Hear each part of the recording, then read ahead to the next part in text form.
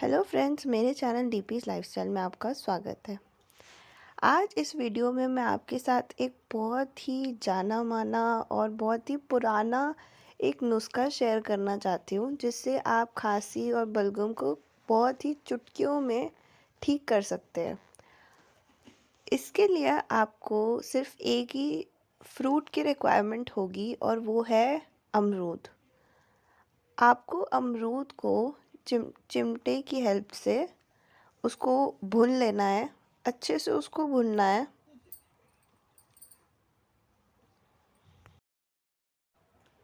जैसे कि आप देख सकते हैं ये अच्छे से भुन चुका है और जब भी अच्छे से भुन जाएगा तो हम इसे बीच में से काट के उस पे थोड़ा सा सेंधा नमक लगा के उसे खा लें और उससे बहुत ही जल्दी राहत मिलती है गले को और खांसी बलगम ज़ुकाम जैसी चीज़ें बहुत आसानी से ठीक हो जाती हैं। आई होप ये वीडियो आपके लिए बहुत ज़्यादा यूज़फुल रहेगी। अगर ये वीडियो आपको पसंद आए तो प्लीज़ मेरे चैनल को सब्सक्राइब करें और इस वीडियो को लाइक करें और ज़्यादा से ज़्यादा लोगों के साथ शेयर करें। Thank you.